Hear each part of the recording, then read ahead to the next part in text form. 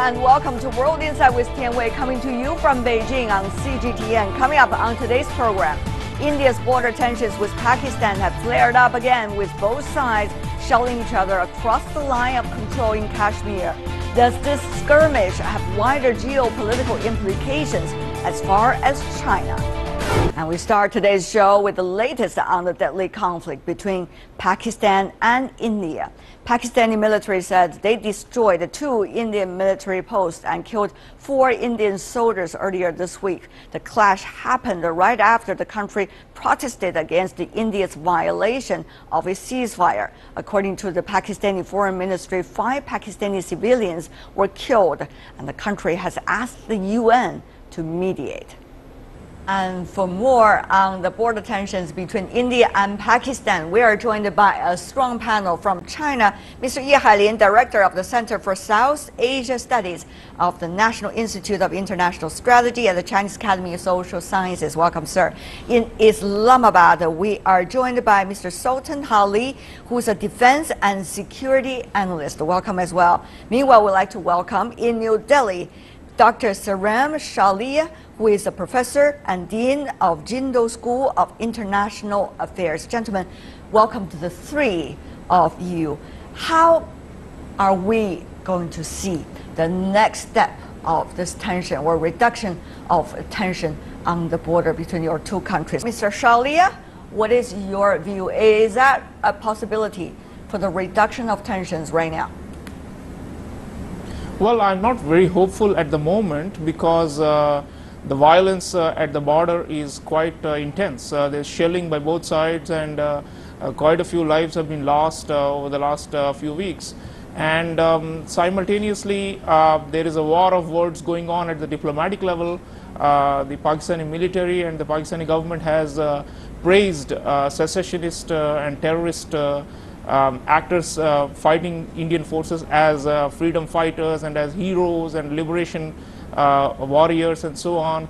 And Indian position is that these are mostly jihadist actors and driven by Islamic extremism and fundamentalism, and that there's no way we can compromise on our territorial integrity and sovereignty in Kashmir, which is being challenged by these jihadists who are supported by Pakistan.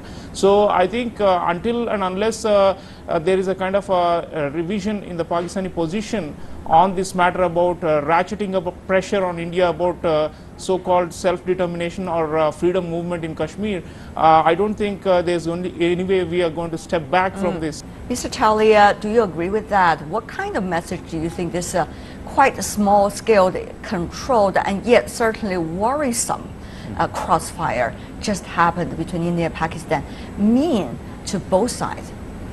I agree with our Chinese friend that it will not intensify into full-fledged war or large-scale confrontation.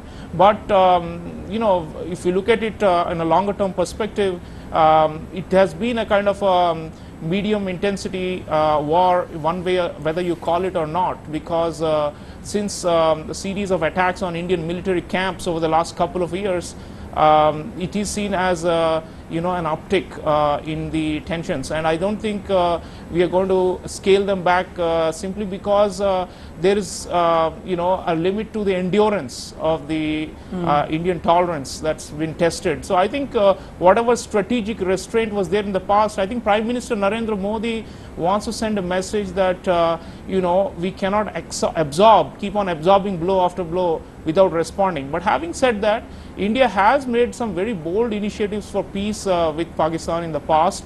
Just 2 years ago, less than 2 years ago, in December 2015, Prime Minister Modi took a big personal political gamble by visiting Lahore and meeting his counterpart, Prime Minister Nawaz Sharif. And it looked like a hopeful chapter was about to emerge, but then it all went back to these attacks by jihadis. So I think, you know, even China I should be concerned about it, because although our friend mentioned the China-Pakistan economic corridor, it passes through terrain which is infested with these hardline radical Islamists. And I think unless those are rooted out, we are not going to overcome the insecurity spiral that's happening in the entire region. All right, great point there, Dr. Chaulia. I want to come back to Dr. Chaulia. Over the past few days, a week, we see incidents between India and Pakistan. We also saw the incident between India and China. In retrospect, there has been so much changes in our part of the world, and possibly the rules of the world for the future. The concepts, the logics. But Dr. Chaulia, at this point, what do you think are some of the most important qualities of countries in facing up to these changes? And how important is it that India and China, two emerging economies, be able to keep this balance well?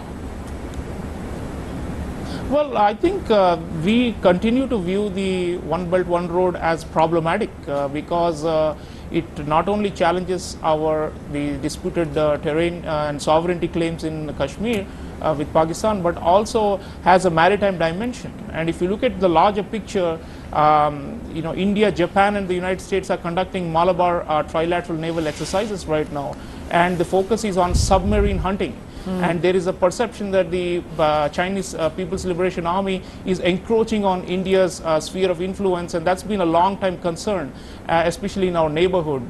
So with Bhutan, this tension you're mentioning, which is happening across the Bhutan-China-India border, there is again a concern about potential Chinese hegemony over Bhutan that may challenge India's interests there. So this is, I think, there are some unavoidable conflicts of interest, but we can continue to manage them through trust building in other spheres. For example, economics.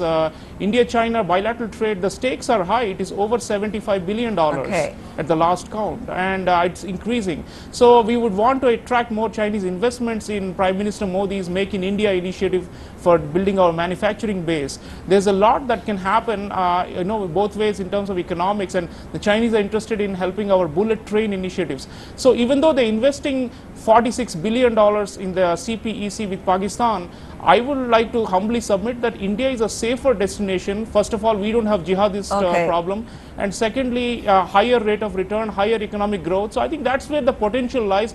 If China thinks in terms of larger economic cooperation, peaceful coexistence, we can solve this problem. It seems that everybody have their solutions. Of course, it's going to be a debate about all these solutions.